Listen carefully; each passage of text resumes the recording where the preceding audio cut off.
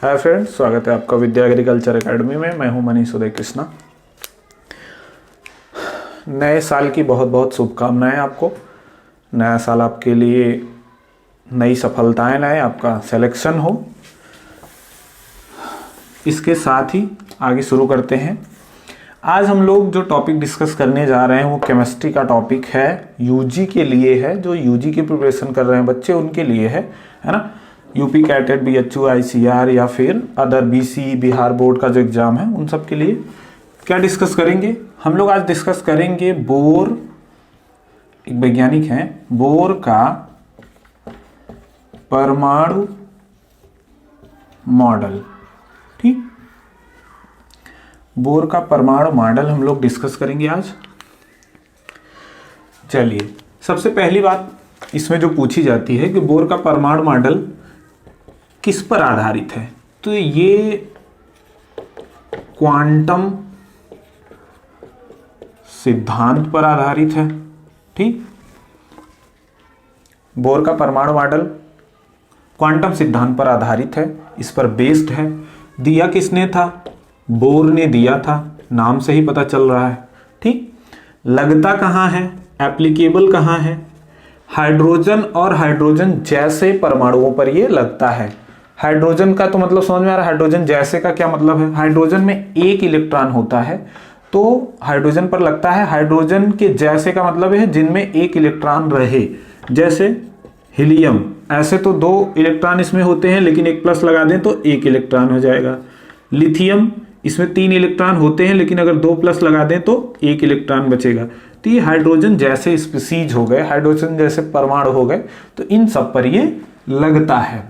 ये 3 खास बातें क्वांटम सिद्धांत पर आधारित है, बोर ने दिया था, और ये हाइड्रोजन या हाइड्रोजन जैसे परमाणुओं पर लगता है। बात समझ में आई?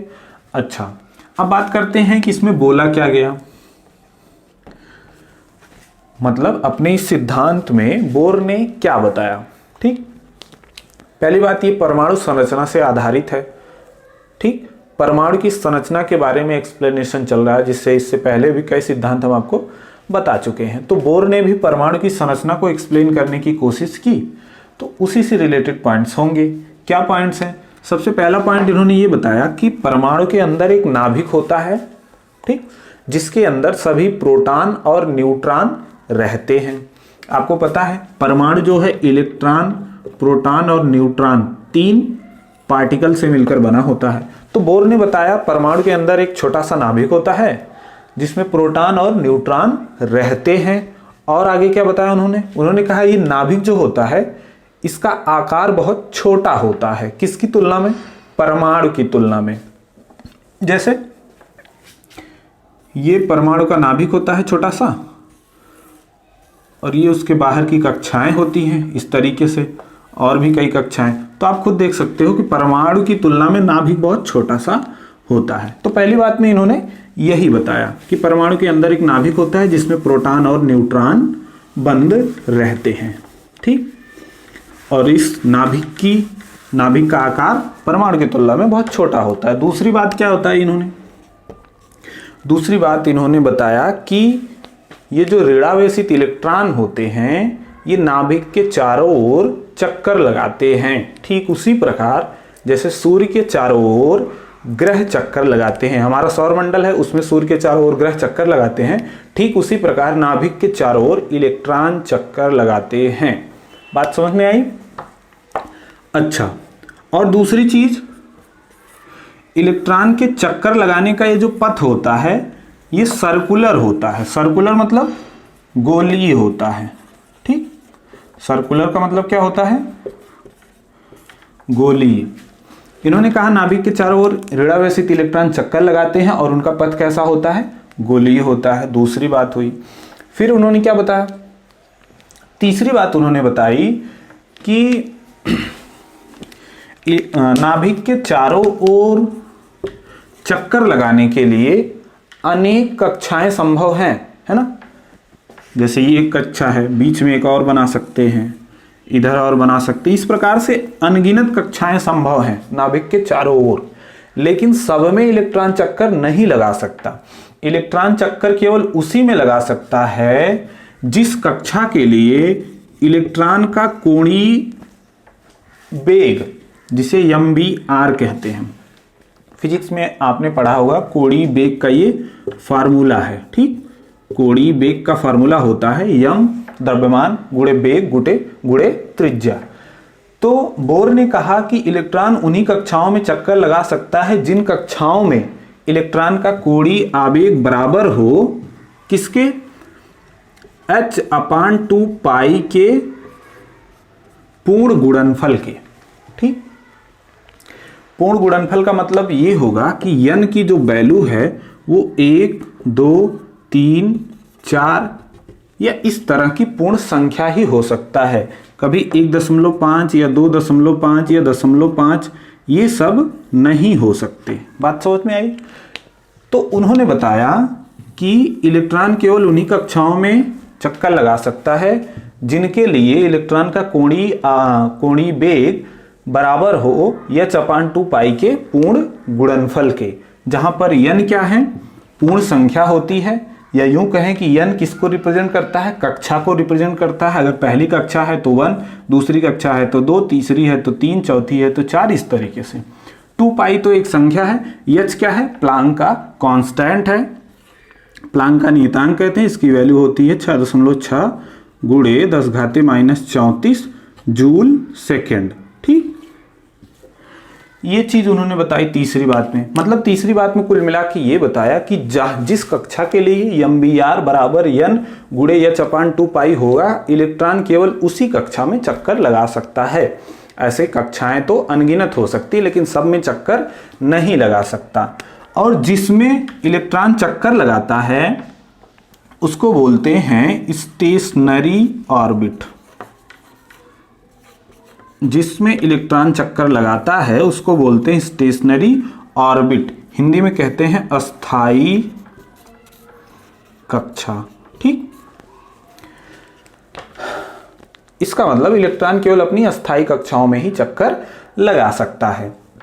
अस्थाई कक्षाएं कौन सी हैं?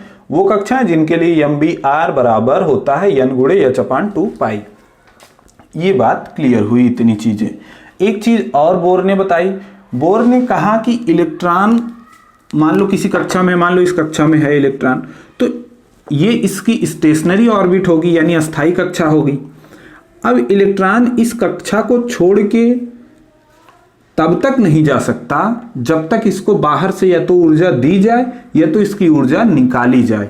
यानी यह अपनी अस्थाई कक्षा तभी छोड़ता है जब यह ऊर्जा का या तो अवशोषण करे या तो उत्सर्जन करे।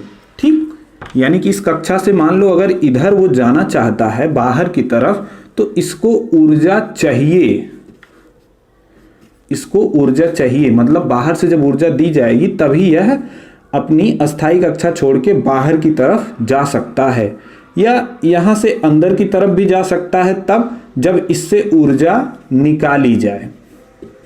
यानी यूं कह सकते हो कि ये इलेक्ट्रॉन ऊर्जा त्याग कर अपनी अस्थाई कक्षा से अंदर की तरफ जा सकता है, या ऊर्जा ग्रहण करके अपनी अस्थाई कक्षा से बाहर की तरफ जा सकता है। कुल मिला के उनका कहना यह है कि अपनी अस्थाई कक्षा में ही रहता है जब तक कि उसके साथ ऊर्जा का कोई खिलवाड़ ना किया जाए।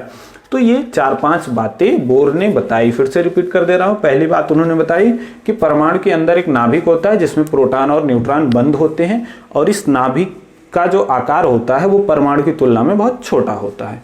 दूसरी बात, इलेक्ट्रॉन नाभिक के चारों ओर चक्कर लगाता है उसी तरीके से जिस प्रकार से सूर्य के चारों ओर ग्रह चक्कर लगाते हैं, और चक्कर लगाने का जो पथ होता है वो गोलीय होता है। ठीक, अगली बात उन्होंने बताई कि नाभिक के चारों ओर तो अनंत कक्षाएं संभव है। भाई कोई भी एक गोला खींच दो वो कक्षा को रिप्रेजेंट कर देगा, लेकिन सभी कक्षाओं में इलेक्ट्रॉन चक्कर नहीं लगा सकता। केवल उन्हीं कक्षाओं में चक्कर लगा सकता है जिसके लिए इलेक्ट्रॉन का कोणीय आवेग बराबर हो n गुणे h/2 पाई। ठीक, यानी mvr बराबर n गुणे h/2 पाई हो, जहां पर n बराबर 1 2 3 4 यानी पूर्ण संख्या हो।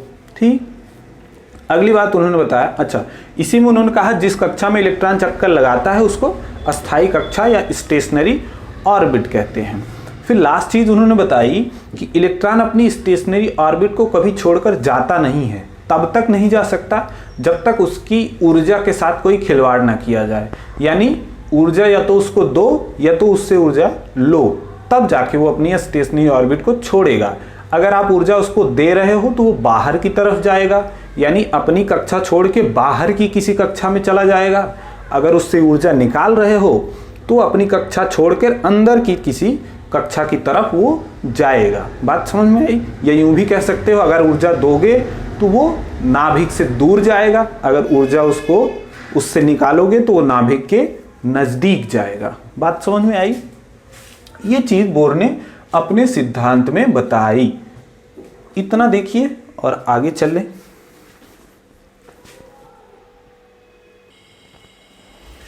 ठीक, इतनी चीजें समझ में आई आपको। अब बोर के परमाणु मॉडल के आधार पर 3 फॉर्मूले भी दिए गए। कौन कौन से फॉर्मूले थे? R बराबर 0.529 इंटू n² अपान Z, ये एंगस्ट्रॉम में,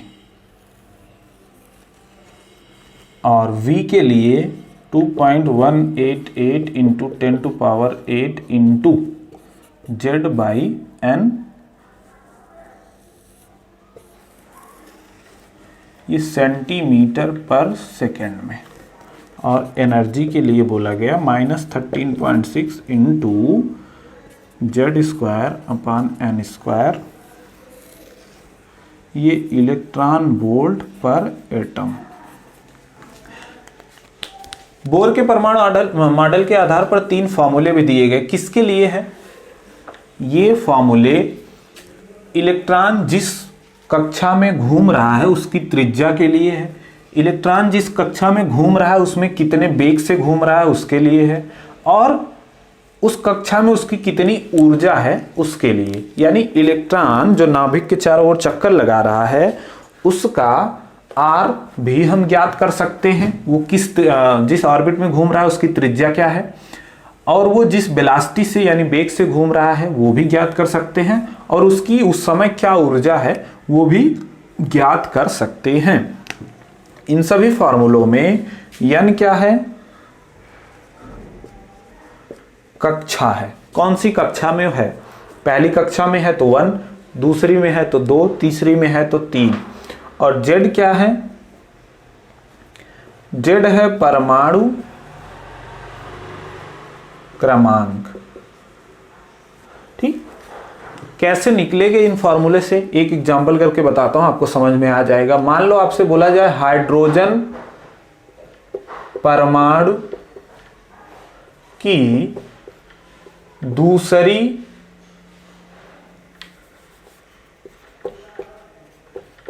कक्षा में इलेक्ट्रॉन घूम रहा है, ठीक, उसकी त्रिज्या, वेग और ऊर्जा ज्ञात करिए। तो आप फॉर्मूला लगा लेंगे R बराबर 0.529 इंटू n, मतलब मैंने आपको बताया कक्षा, कौन सी कक्षा की बात कर रहा है? दूसरी, तो 2 का स्क्वायर बटे, इसके बाद क्या रखना है? Z रखना है। Z क्या होता है? परमाणु क्रमांक होता है। अब किसके लिए बोल रहा है? हाइड्रोजन के लिए बोल रहा है, तो परमाणु क्रमांक 1 होगा। सॉल्व करके आंसर निकाल लीजिएगा। एंगस्ट्रॉम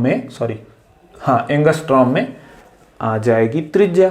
ऐसे ही वेग निकाल सकते हो। V बराबर 2.188 इंटू 10⁸ इंटू Z, परमाणु क्रमांक रखोगे 1, n 1 निकल के आ जाएगी, सॉल्व कर लीजिएगा वैल्यू। E बराबर -13.6 इंटू Z²। Z की वैल्यू क्या है? यानी परमाणु क्रमांक क्या है? 1 का स्क्वायर बटे n का स्क्वायर 1 का स्क्वायर, इलेक्ट्रॉन वोल्ट में ऊर्जा आ जाएगी। ठीक, तो इस तरीके से बहुत सारे क्वेश्चन आपको मिलेंगे। मान लो अगला क्वेश्चन हीलियम के लिए दिया, He+ के लिए दिया और तीसरी कक्षा के लिए दिया है ना। तीसरी कक्षा में इलेक्ट्रॉन घूम रहा है, यानी He+ एक परमाणु है, उसकी तीसरी कक्षा में इलेक्ट्रॉन घूम रहा है। तो सिंपल सी बात है, अगर हीलियम है तो Z बराबर 2 हो जाएगा, परमाणु क्रमांक 2 हो जाएगा। तीसरी कक्षा है तो n बराबर 3 हो जाएगा। ये दोनों वैल्यू यहां पर रख के आप R भी निकाल सकते हो, V भी निकाल सकते हो और E भी निकाल सकते हो। तो बोर के परमाणु मॉडल पर आधारित ये 3 फार्मूले दे दिए गए, बहुत इंपॉर्टेंट फार्मूले हैं बीएचयू वगैरह के लिए, तो बहुत ही इंपॉर्टेंट है, आपको अक्सर क्वेश्चन मिलेंगे इन फार्मूलों पर, है ना। तो ये 3 फार्मूले बोर के परमाणु मॉडल के आधार पर दिए गए, क्वेश्चन भी इस तरीके से करते हैं। ये भी देखिए, थोड़ा और आगे चलते हैं।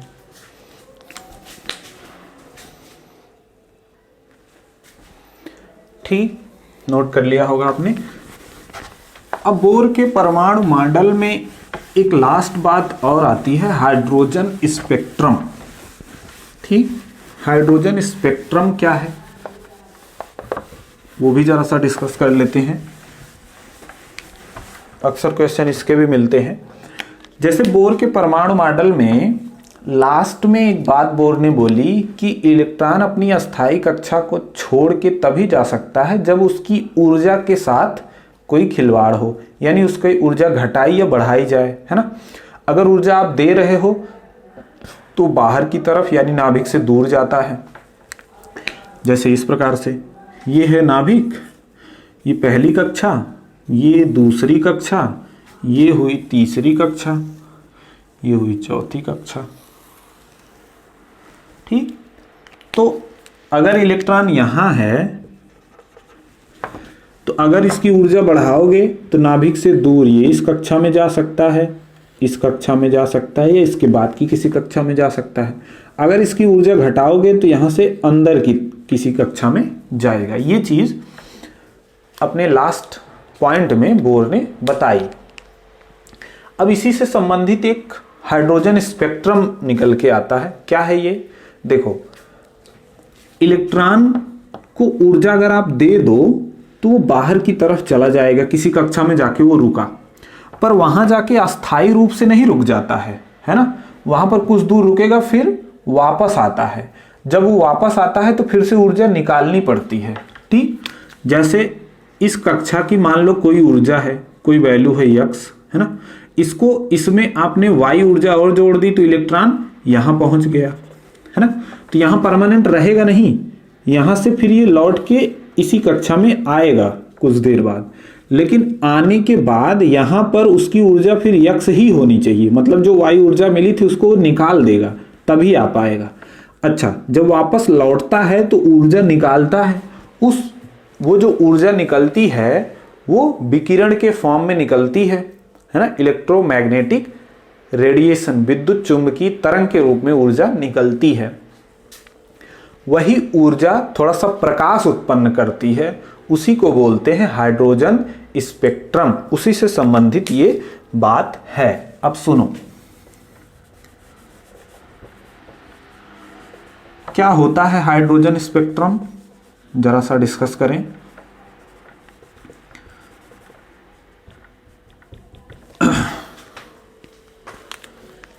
ये पहली कक्षा है, ये दूसरी कक्षा है, ये तीसरी है, ये चौथी है। पहली कक्षा n बराबर 1 होती है, इसका नाम होता है k। दूसरी कक्षा n बराबर 2, दूसरी संख्या, और इसका नाम होता है l। तीसरी n बराबर 3 होती है और इसका नाम होता है m। ऐसे चौथी कक्षा की n बराबर 4 होता है और इसका नाम होता है n। इसी प्रकार से अनंत तक कक्षाएं चली जाती हैं। अब सुनो, इलेक्ट्रॉन जब वापस आने लगता है तब की बात है ये, है ना। अगर इलेक्ट्रॉन कहीं से भी चल के पहली कक्षा में वापस आए, है ना, मान लो दूसरी से चल के पहले में आए, या तीसरी से चल के पहली कक्षा में लौटे, या चौथे से चल के पहली कक्षा में लौटे, या किसी अन्य कक्षा से चल के पहले में लौटे, मतलब कहीं से भी वापस आ रहा है, लौट के पहली कक्षा में आए, तो इसको कहते हैं लाइमन सीरीज। ठीक, ये नाम ही पूछे जाते हैं। अच्छा, इसका मतलब इलेक्ट्रॉन पहली कक्षा में था, उसको ऊर्जा मिली, कहीं बाहर किसी कक्षा में चला गया है, फिर लौट के वापस आ रहा है पहली कक्षा में ही, कहीं से भी वो आ रहा है रुक रहा है पहली कक्षा में, तो वो लाइमन सीरीज है। ऐसे कहीं से भी वो आ रहा है लेकिन रुक रहा है दूसरी कक्षा में, तो इसको कहते हैं बामर सीरीज।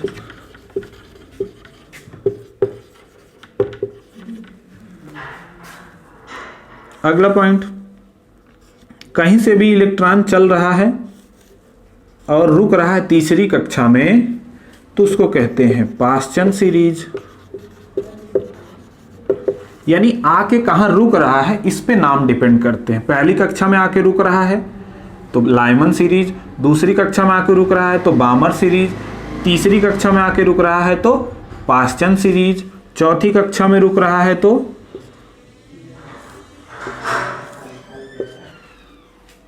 ब्रैकेट सीरीज, और लास्ट में अगर पांचवी कक्षा में रुक रहा है तो मान लो इस तरीके से पांचवी कक्षा है ना, ये पांचवी कक्षा है।